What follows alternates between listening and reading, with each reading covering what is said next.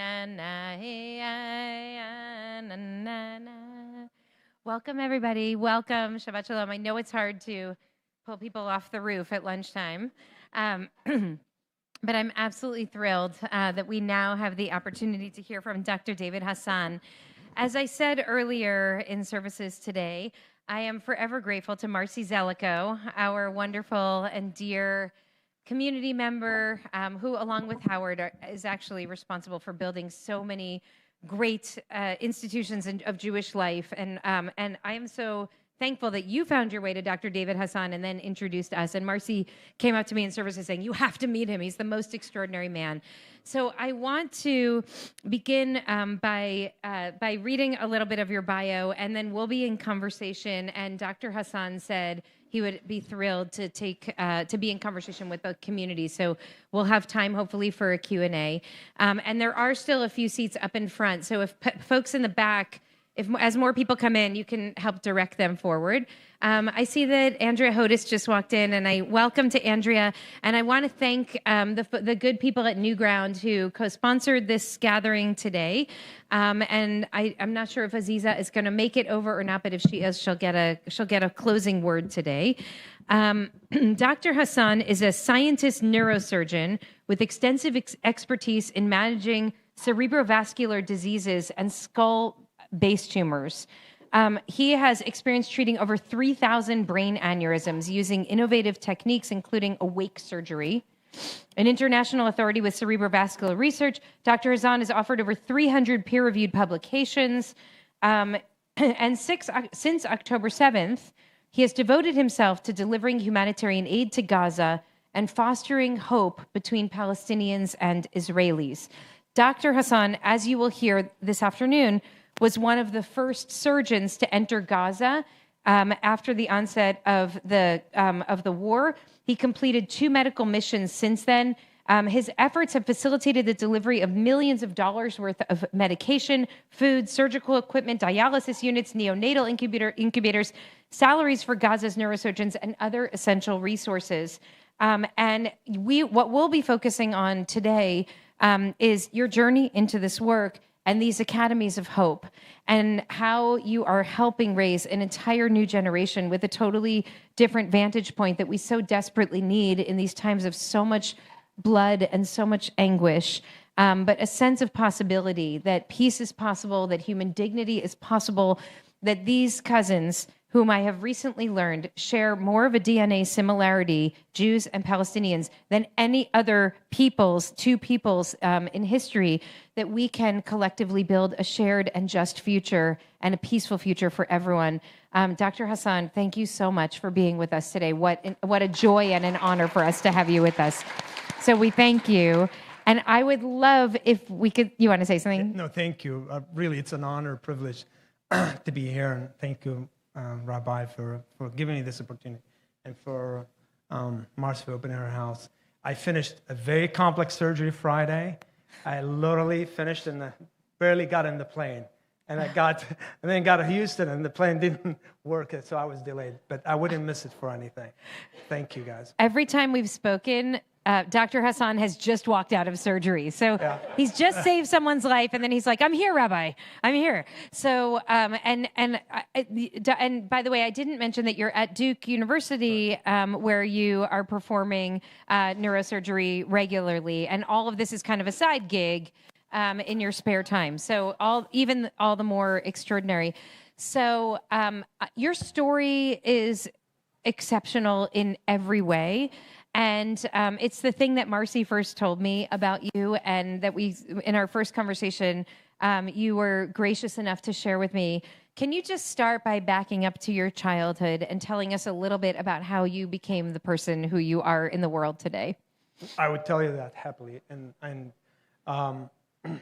my parents are from West Bank, from a small town in West Bank. They moved to Kuwait in 1967. And there they got married, had 5 children, including me. I was the second.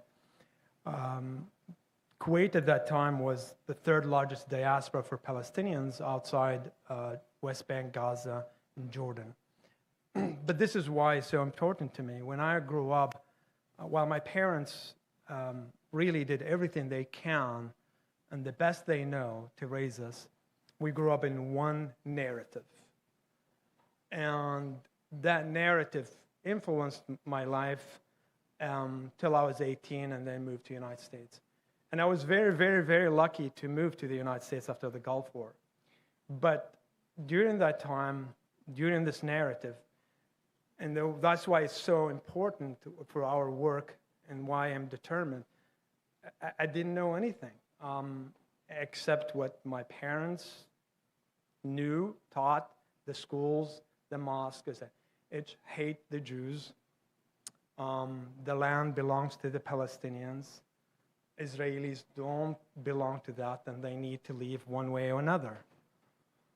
To the point, my parents, because it's a culture, it's a like Boy Scout. Here it's revered, being an eagle and everything. At that time was to go to summer camps, and these summer camps were sponsored by the PLO. And I was very physically fit, played sports, intellectually much smarter than I am. The older I get, my brain gets smaller. To the point I was trained to be a private, special forces for Yasser Arafat. And I met him twice, and every time there would be thousands of kids. There's a selected group, about 10, 15, and I was one of them. Till I moved to the United States. The Gulf War happened, and finally I got acceptance to go to study in a school in Dallas. So I bought my ticket and got in the plane. And this is also why it's so important, because a little tiny actions makes all the difference.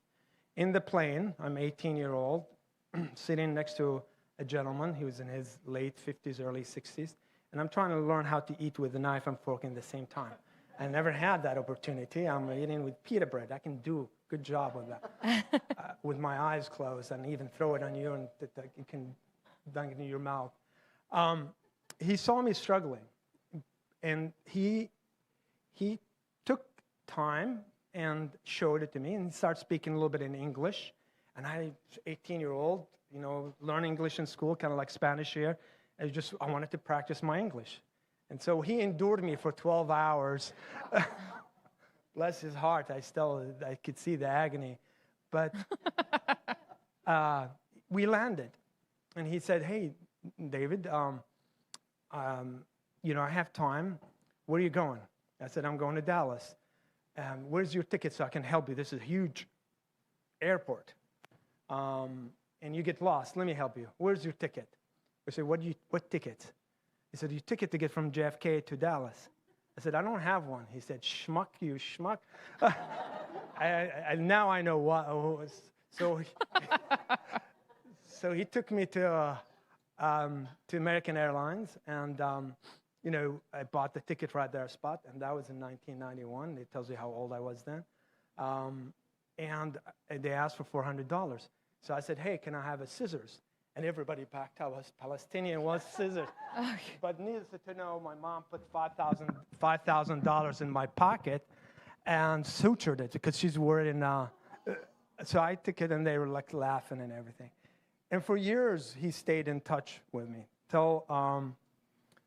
And he helped in many, many, many ways and influenced the person who I am. But when he was dying of cancer, I went to visit him.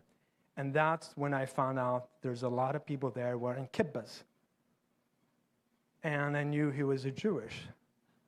He never It wasn't when he said schmuck? That didn't give it away? Okay. Oh, I wouldn't know. Okay. 18-year-old. And I was so mad. Why would he hide his identity? And it was like, and he told me as he was dying, he said, I knew where you grew up, and I didn't want this to influence and be a wedge between you and I. And for years, had that just to kind of to make me comfortable to able to talk. And he didn't influence me by arguing. He easily can say, I don't care. I don't, he's 18. He's just go figure it out. But he made sure, and he led by action, not words. And he never tried to influence me. Needless to say, my first girlfriend is Jewish. And that's one of the two things I regret in my life. And the reason why, because she comes from a very, very wealthy family from Greenwich, Connecticut. And I wish I married her because I would never work. Her dad would just fly. I would, and happily she would be my sugar mama. I'm fine. Oh my God. But, we separated after 4 years because she went to Columbia Medical School. I stayed at Texas Tech. And my second girlfriend is Jewish. So I grew up in the synagogues. And if it wasn't for these actions and the power of leading, not by words, not by arguing, by influencing, and even at 18, that allowed me to open my mind and have ways to look at the words in different ways. And this is how, to the point where, in college, I minored in religion and philosophy because I wanted to understand. The curiosity was opened. I wanted to understand what's the difference, what's similarities. I wanted to have a different narrative. And that's what we're trying to do, trying to afford these kids a different narrative, at least have them the opportunity for that. Thank you so much. It really is extraordinary. And I love that you frame this as a kind of small act of generosity of a stranger that ends up having this transformational impact on your life. I want to ask you, you were one of the first American doctors to go into Gaza after October 7th. And first of all, let me just say, I know that some of what we're going to talk about in here will be very hard for people to hear. And I love that you're here and you're choosing to listen. This really is an incredible opportunity for us to hear firsthand from somebody who's been really on the ground. And I thank you for saying the hard things out loud. I think, as you heard me share today, it's only really through truth-telling that we're going to be able to get to a better place than where we are now. But I wonder if you can share a little bit too. You now, as a prominent American doctor, Palestinian American doctor, living in North Carolina, and then October 7th happens, and I know that it had a very profound impact on you and your relationships, and ultimately led you to want to go and serve in the hospitals in Gaza during wartime. Can you tell us a little bit about that part of your journey? And we'll get to the academies, I promise, but I want to do a little more back work here. No, so during that time, I only really focused on my personal growth, and I've done well. Right before COVID, I traveled to almost 60 countries to give talks, but I never was involved in any humanitarian effort, period, done. I just thought that the Middle East is just lost cause. And the only reason I go there is because my mom and dad to visit them. And I had so many Jewish friends, I really did, a lot. And October 7th happened, and I remember my mom calling me and telling me about the events. I couldn't believe it till I started reading. It was early in the morning. I knew something really bad happened this time. So I reached out to my all Jewish friends. I waited till they wake up early in the morning. They're all physicians. And I started sending texts, and no one would respond. And I tried again and tried. And after 4 days, the rabbi at Iowa City reached out and said, David, it's better to kind of lay low. The community doesn't see you. I already left from Iowa City to Durham. They no longer see you as David, who grew up in their houses or synagogues. They see you as Palestinians.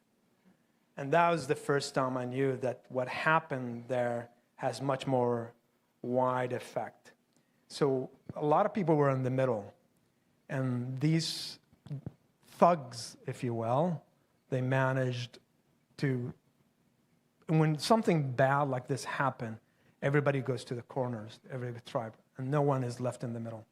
And it was emotionally, I just couldn't fathom that response. So I tried to figure out why this war was different, and finally I did.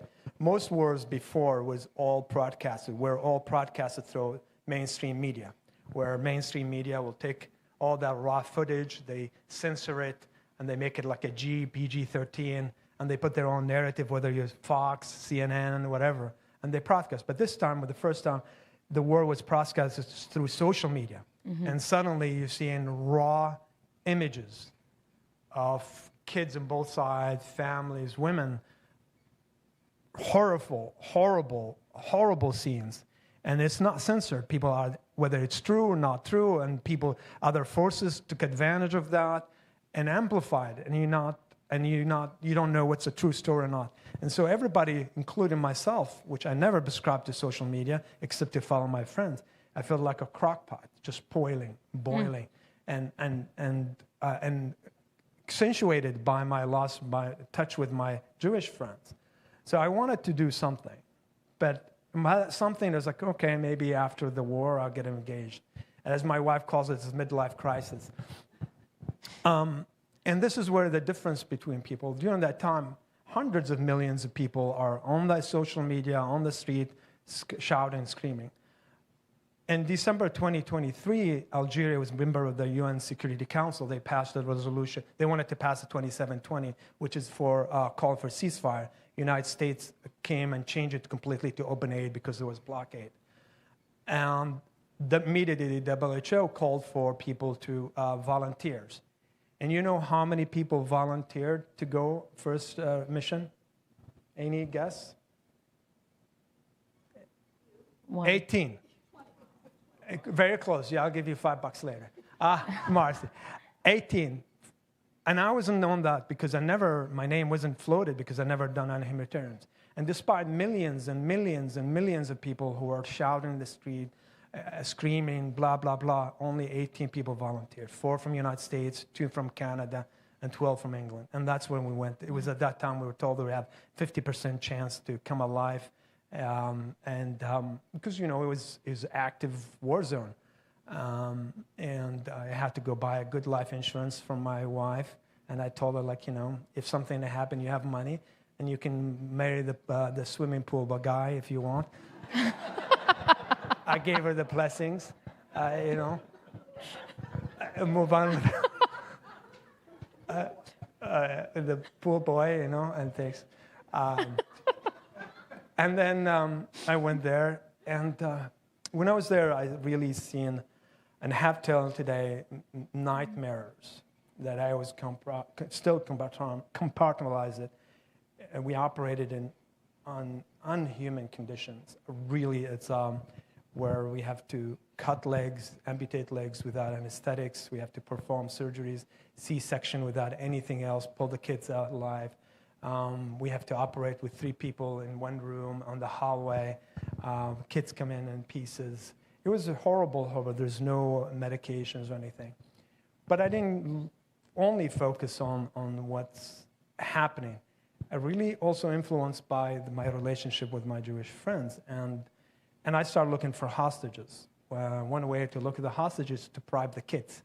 And so I buy them, get them candies, everything. And we looked on the hospital rooms and everything. And my code was my wife because the internet was bad, is to send 3 paragraphs every day, every 24 hours of something to happen. And if she doesn't get it, she will go to the State Department. She broadcasted that, put it in Twitter after I came out. And probably 5 million views. People looked at it, and all reached out because coming from Duke University, somehow credible. Even Aaron Burnett reached out, and a lot of people interviewed. But I maintained neutrality, and that's why I continue till today. I'm apolitical. I'm not a platform. I'm not even activist, guys. So really, I'm not. I just do the work that I want to do, which is take care of these kids. That didn't rhyme well with a lot of people because I was invited to the UN Security Council to testify, ICC, IGC, and I refused because it's not my job to use the word genocide or war crimes. It's not my job. There's lawyers. All I care about is do the work. That's how I was taught, is do the work.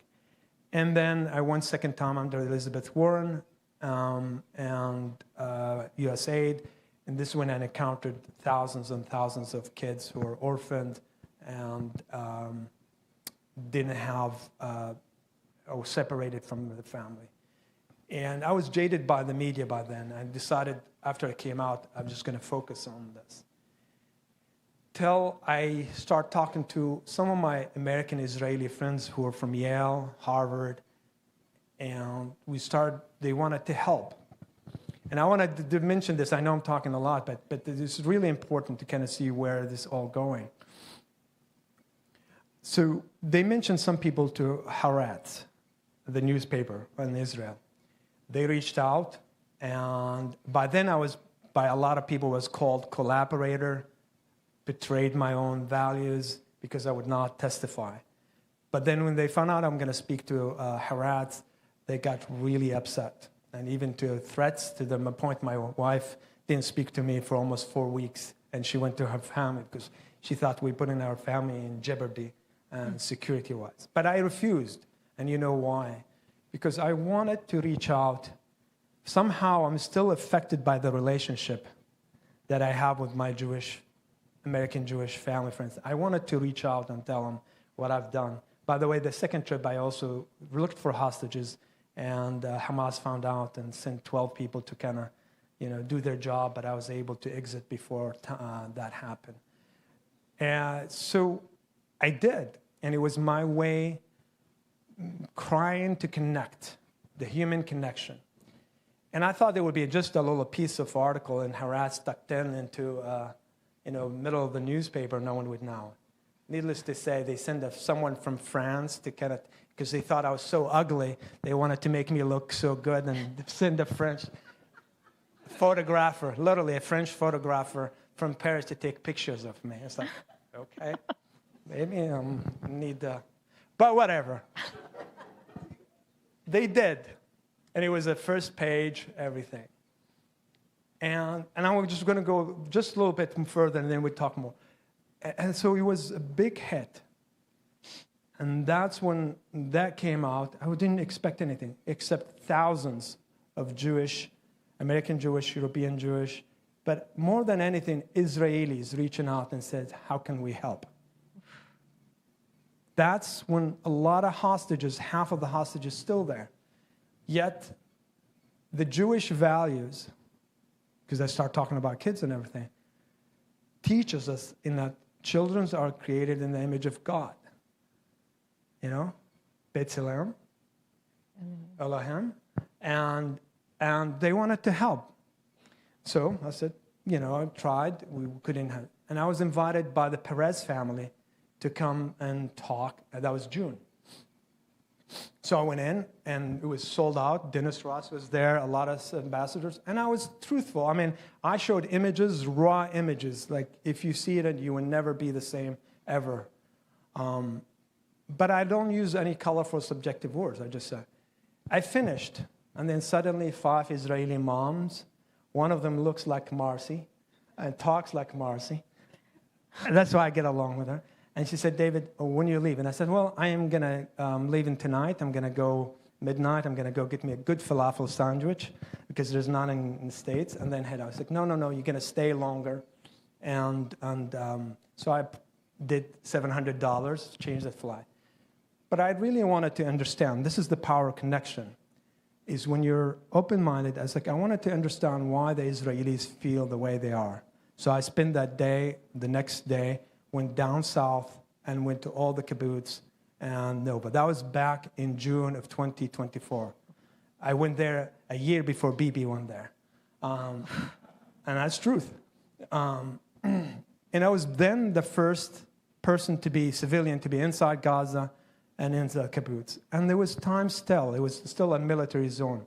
And I saw so many scenes, and family heard that I was there, and they came and told me their stories. And they're heinous crimes. There's just nothing you can say. June 8th, that was the day, that's when the 4 hostages were rescued. So I went back and celebrated Tel Aviv. And I booked an extra night. It's like, I'll take a nap. And I didn't have a good seat. I wasn't upgraded, so I was like, I'll sleep a little bit.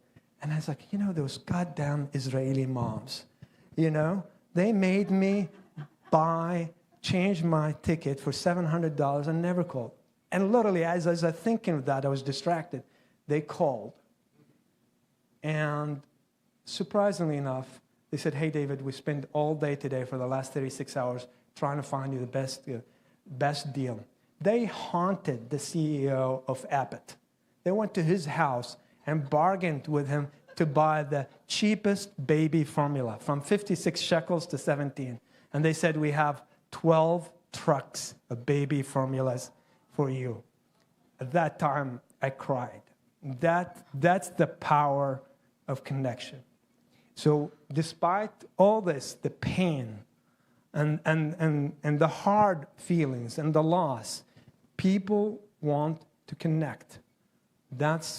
And that when I became very, very, very determined.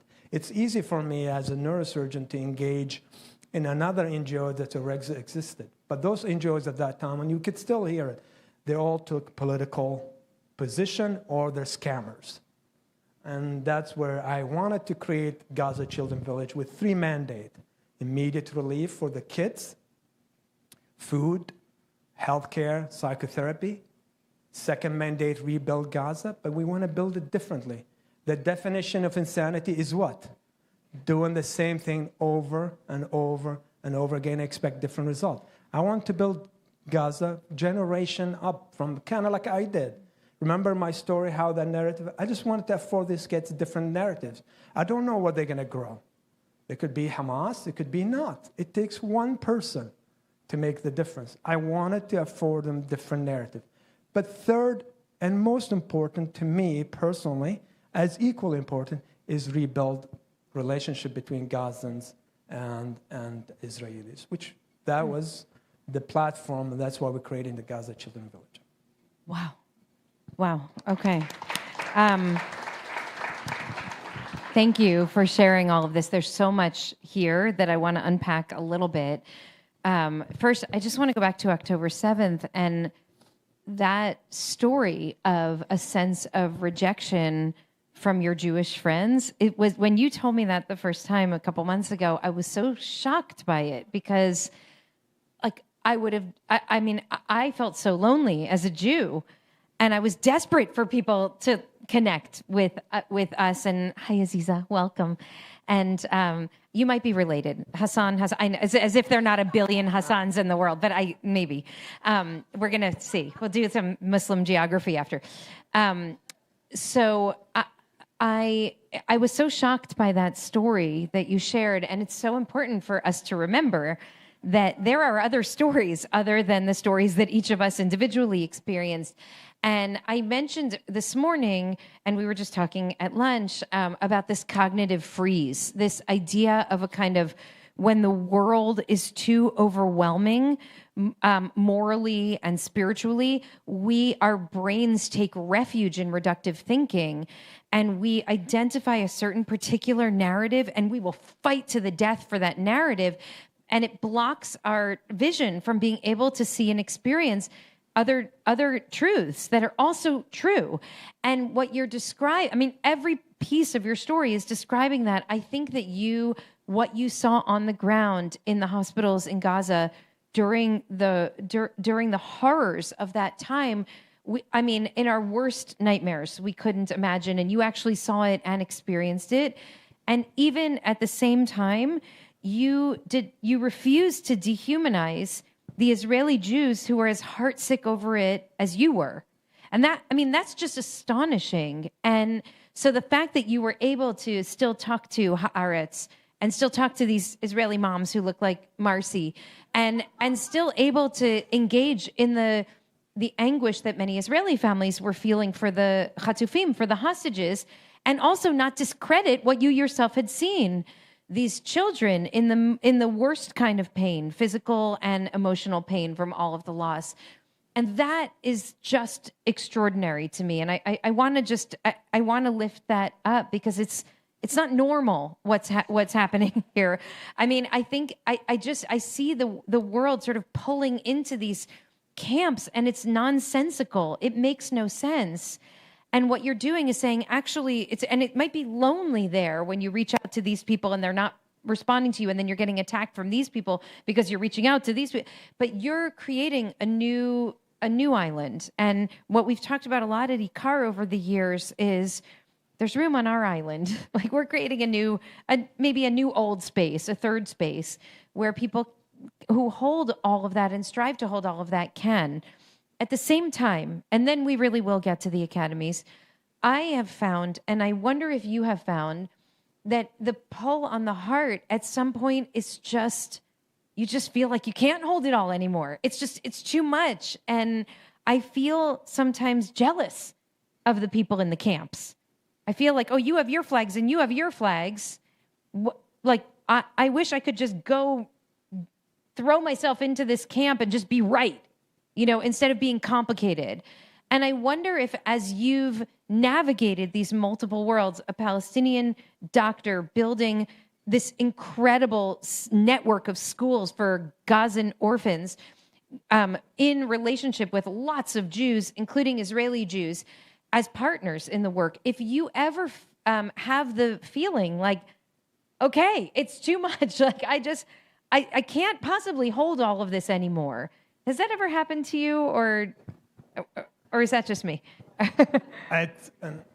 It's easy. It's really easy when you're threats at home. My family, we received a lot of threats. When people call you traitor, collaborator, when you only sleep 4 hours, you barely have time to spend with wife and daughter. When you comfortably making 7 figures, now it's down by significantly because you're traveling. It's easy. It's very easy. It's the common sense. And as one very good politician said, "You're the dumbest person I ever met in my life." And I said, "Why?" He said, "If you have one brain cell still working, you would never done this."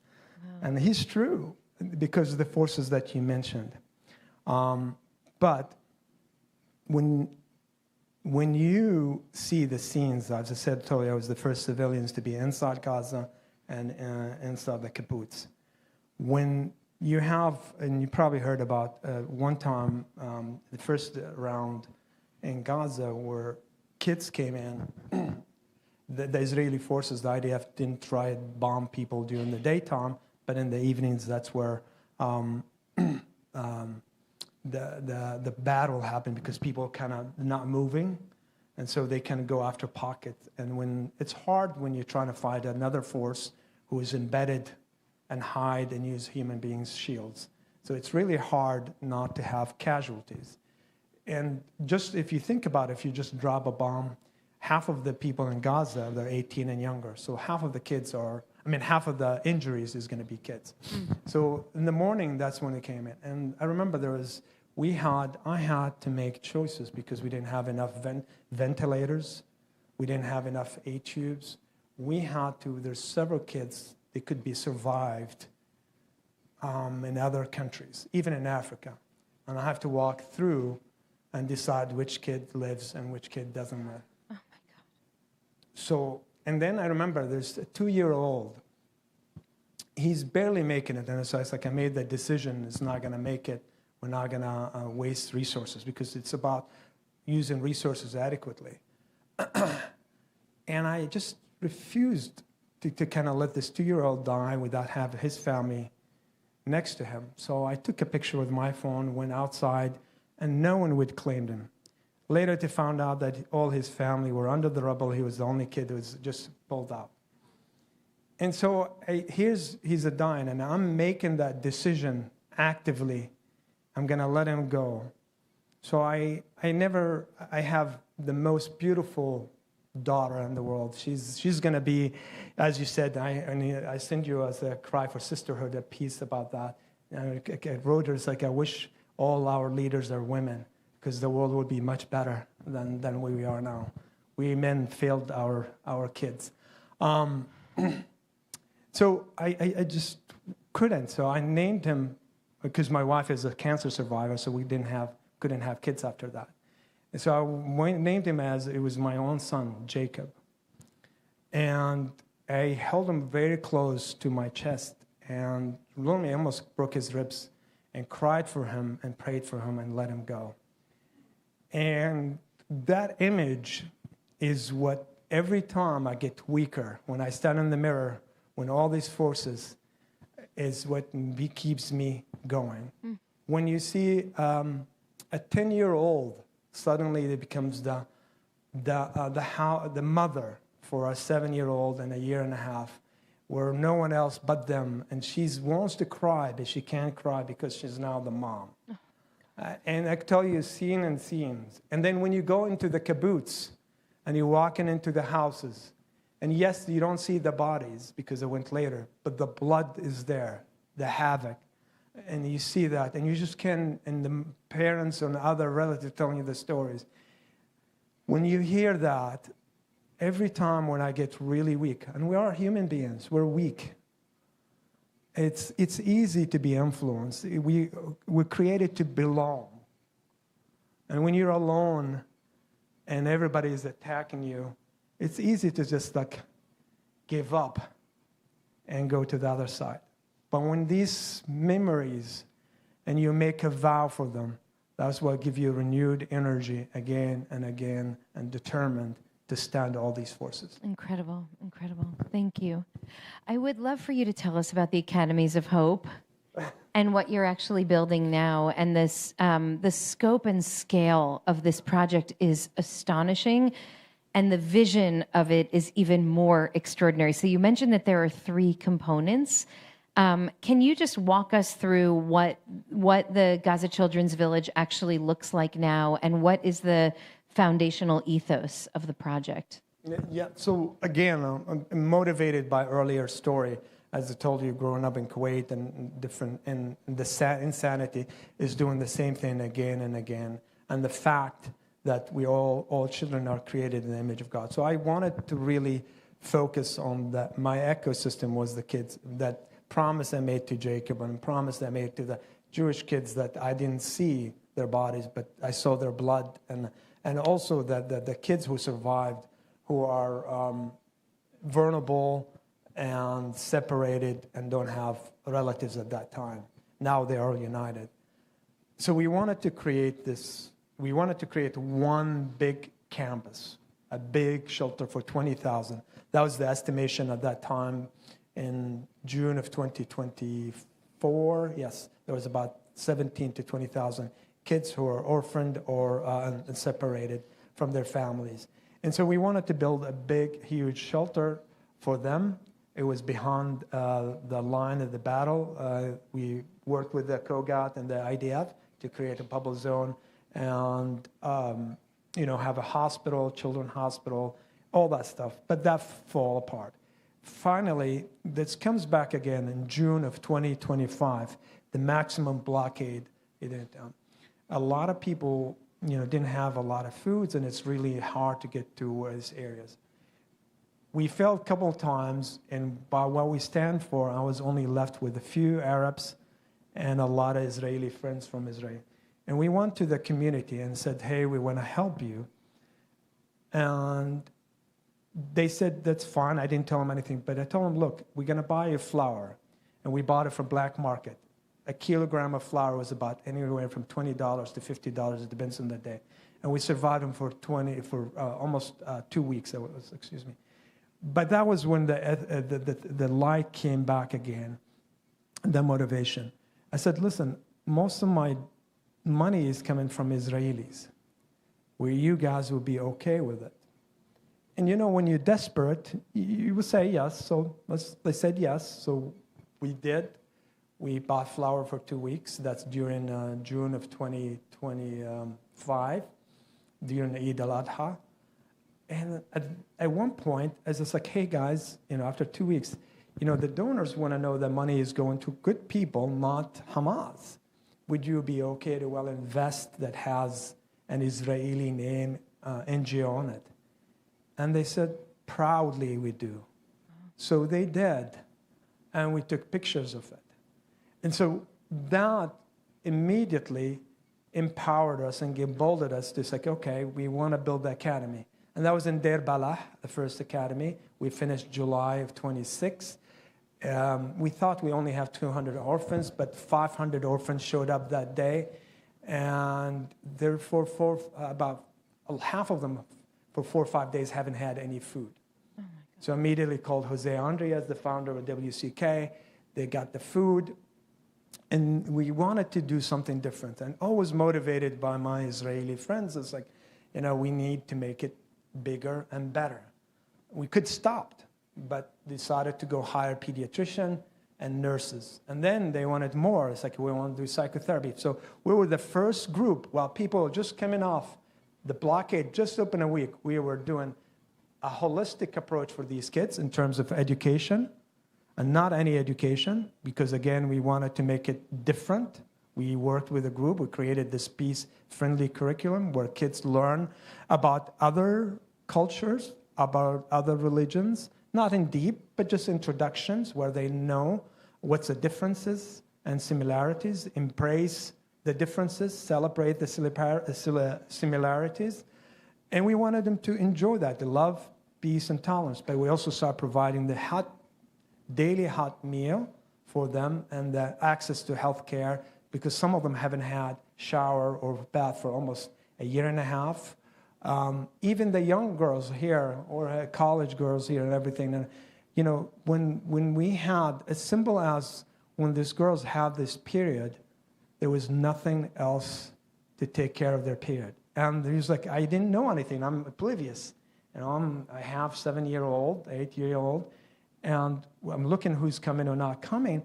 And every time I see these girls are disappearing. Mm-hmm. So I'm worried, like, is something wrong happening or not? And they said, no, David, these girls, when they have their period, 5-6 days, there's nothing to change them. And this is the most embarrassing thing in that culture. So these little things settles. So we provide them for the first time this holistic approach, while everybody is trying to, feed other people. This is the platform we created. It was a combination, mainly 80% Israelis, not Jewish, from America or anything. Surprisingly enough, I hate to say it, guys, but I have to say it. The diaspora, both sides, are the worst. The Israelis and the Gazans, back in July, they're talking and working with each other, wow. And yet the diasporas do not want to talk to each other. Wow. And it's sad. It's so sad. I mean, these are the people the most affected. And these people are sitting, comforting in castles, eating, drinking, their kids going, and they're projecting their high morals on how these people in Israel and Gaza should live and how they should work with each other. This is where the problem is. So we did, and we thought, okay, we went from 500 to 600. And suddenly all these groups, they reaching out and says, hey, can you build another academy for us? So we wanted to go from 600 to a bigger 1,500. So we went to Khan Yunis. But I said, listen, I have to be honest and transparent. This money comes from Israelis, not Jewish at this point, Israelis. And they said, that's fine, as long as they don't want to brainwash us. And we did. And here we are, we built the second academy, October 1st. And then suddenly other communities won't. And then we went to 4 communities. Now we have 5, and we have 8,800 kids that does all this kids. And it's expanding. Tomorrow, if it wasn't for the rain, I was told as we have somebody that there's a lot of rain, they have to delay. We building the largest educational city in the Middle East, and the second largest single campus from K to 12 in the world, where 15,000 kids is going to come there, and we already recruited them, and it's going to start. And we can scale up. We can scale. And for the first time for these kids, they thriving. They're smiling. And the beauty about it, too, they're, deliverable. When you walk in, and there's kids as part of the psychotherapy, painting. Mm. And guess what he's drawing? The teacher walks in. An Israeli flag and a Palestinian flag next to each other. And the teacher dares ask, why? He said, we're tired of the war. We want to live in peace with our neighbors. That's a 10-year-old kid. That's a deliverable from ours. And we can scale up for that. We dare to dream. And why? What's the alternative? Mm. Another cycle? Thank you. Thank you. There was an incredible profile written about you in the New York Times. We have a few copies of it here from mid-February that you can grab on your way out. If not, you can easily find it online. I just want to talk about the coexistence curriculum for a moment, if we can, and then I'd love to open it to we have just a couple minutes for Q&A. But I know that this has been one of the more controversial elements of the project, and so if we can just talk about it for a moment. The article speaks to how shares a couple of excerpts from the curriculum that demonstrate how it's different, and it says a math problem comparing the number of martyrs killed in the First and Second Intifada has been replaced with one involving attendance at a West Bank soccer match. The reading comprehension section praising Dalal Mughrabi, a woman who led a 1978 massacre that killed 38 Israelis, 13 of them children, has been replaced with one about Hind al-Husseini, a pioneering Palestinian educator. And you continue to go on about, and in Islamic studies class, a reading about an attempt by Jews to kill the Prophet Muhammad has been replaced with one about the Prophet's expressions of respect for Jews. And I think this takes us back to where you started, which is what are the stories that we're telling our children?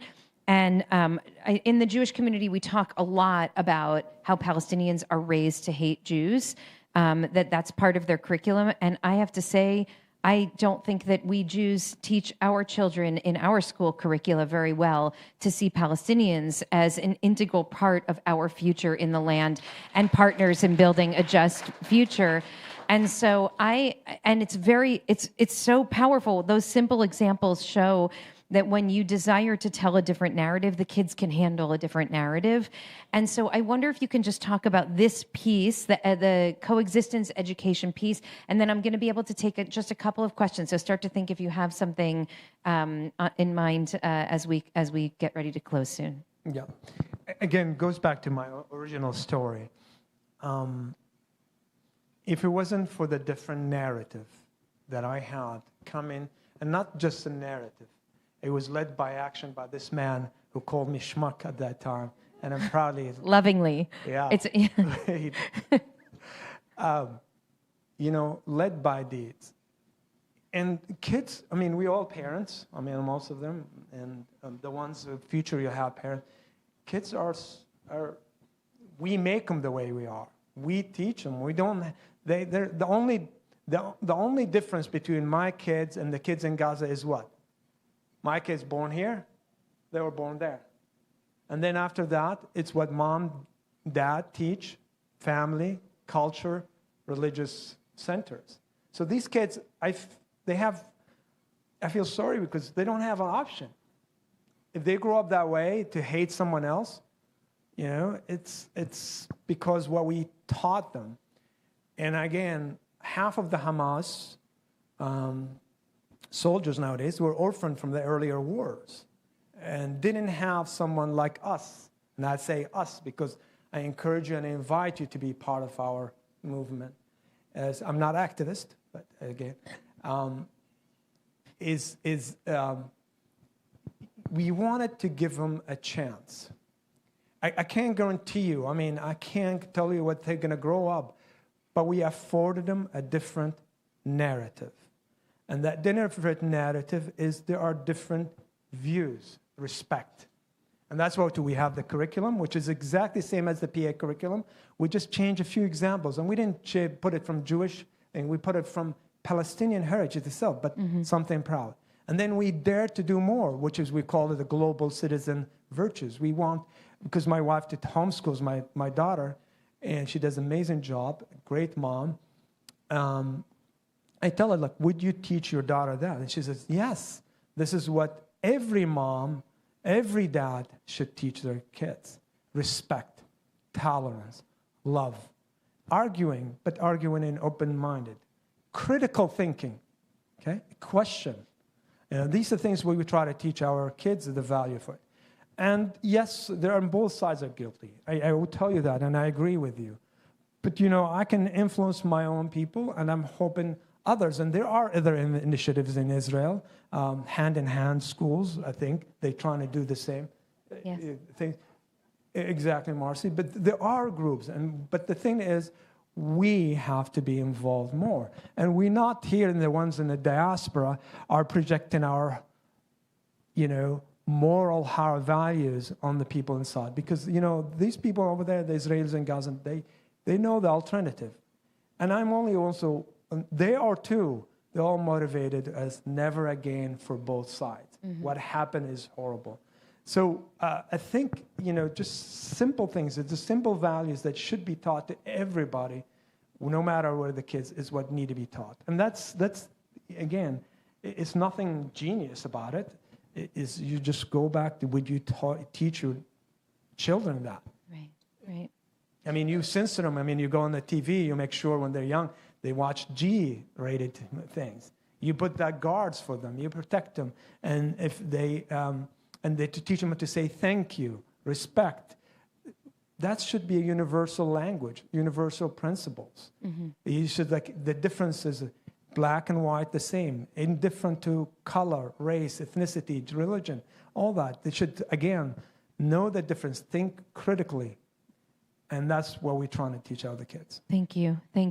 Okay, we do have a couple of minutes if there are questions, and then I want to pull it together with a close. Okay, so, but Marcy's saying that I should mention that both IsraAid and the New Israel Fund, when they met Dr. Hasan, also are supporters along with World Central Kitchen, which I think is really critical because they're helping to navigate how to get aid in there in the most effective way. So, yes.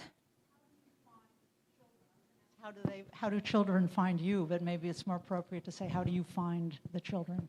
You're absolutely, the first time was we finding children. And now this is the opposite.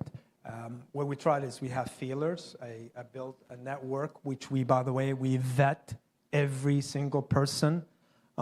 We vet every single person we work with, touch or anything, because we don't want to be associated work with anyone who worked with Hamas and everything. And so that feelers will go and find communities or shelters or displaced Palestinian, and if you were the highest number of orphans. And there's not really orphans over there because once the war stopped, families united. In the Middle East, the culture, as you know, if the mom and dad died, the uncle step in, the aunt, the family. So it's not true orphanage, but we will go in and build that. That's how we did. And when we recruit students, we interview each one of them, and we give first priority to orphans, to two parents, single parent, injured, and then we open it to that. After that, after we've been successful and expanding, we have 3 more schools now. They want us to take over in northern Gaza. They're the ones who are reaching out, and they want us to be, despite all the smearing campaigns and saying things about us and trying to discredit us, the people in Gaza still, till today, find us appealing because of what we offer. Incredible. Yes. And then how often or what is your plan for kind of rebuilding the areas in Gaza? The question is, are the structures permanent? Are they temporary? And how will this be part of the broader plan to rebuild Gaza? That's a very good question. We're doing it temporary, but they're really good. Our facilities are more like build-up tents from woods and iron. But the kids, for the first time, are sitting on chairs and benches. We take, that shipment. Anyone who knows shipment, those shipment pellets, we take them apart and make those chairs and so the kids, people are innovative, and they have board and they draw it. We have 5 academies. Each one has a theme: the Smurfs, the Cars, Toys R Us. Those are temporary. And despite all that, we're considered the Ritz-Carlton, the brand in Gaza, because other are called school spaces where a big tent, the kids sit on the floor, literally on the rocks. So that's what we offer.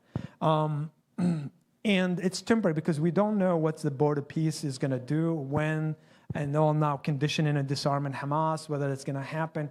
And I can't afford waiting. Yeah. And that's why we are in immediate relief, as I said, rebuilding and also connecting.